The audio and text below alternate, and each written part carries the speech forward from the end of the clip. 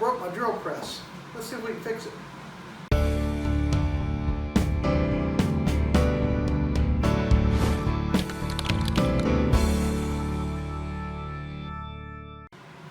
The other day I was working over here at my drill press, reached down to grab the hand crank to lower the drill press table that I built, and when I did, it snapped off in my hands. I thought, well, I'll go order another one, which I did, and I've got one on the way. But in the meantime, I thought I'd maybe see if I could improve it a little bit.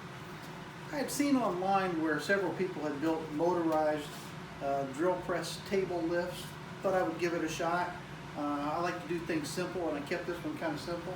But back here in the back where the crank is, and they have a motor where I can lower the table, and with the switch raise the table. And it's actually fairly accurate. I can probably stop it within a half an inch, which is close enough for most of what I want to do. Let me get in here a little closer and I'll show you what I did.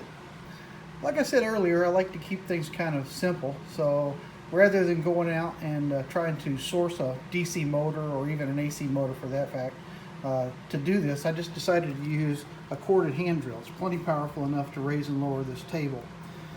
What I did is I took the insert out of the original hand crank. That's this piece right here. Cut it out of the broken part.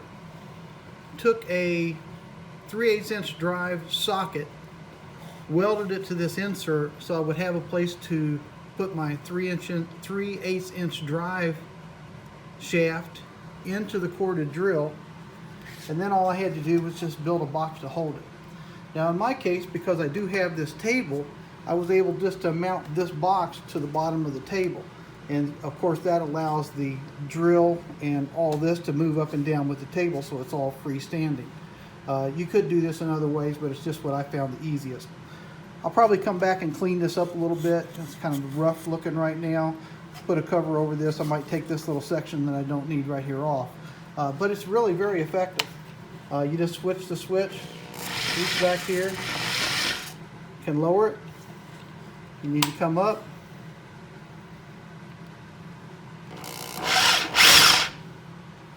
Right up. And it works pretty good.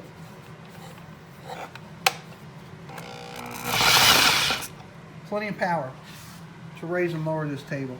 So thought something maybe somebody might be interested in, just to see how I did this. There's other woodworkers online who have built these, and some of them are considerably more elaborate than mine. But this seems to work pretty well. One thing it does do is when you put these larger tables on a drill press, they tend to get in the way of the hand crank, which I'd always had a problem with. Now, because I've extended that out way out here, I actually have an easier time getting a hold of this trigger than I did the hand crank. So it works pretty well.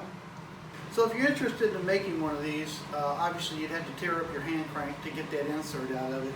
I did order a new hand crank, and I think I paid like $16 for it on eReplacementParts.com. Haven't got it yet, but it's coming. I thought I'd have one just in case this doesn't work out. But anyway, it would be a fairly cheap thing to give it a try. You could actually even just keep the drill handheld and plug it into the 3/8 inch drive anytime you wanted to use it. Be a little less convenient, but you could. I did go with the corded drill just because I thought it would provide a little more power and not have to worry about the battery running out. So far I'm pleased. Just thought I'd share it with you. I'm Steve Good. Thanks for being here with me at the Scroll Saw Workshop. Catch you next time.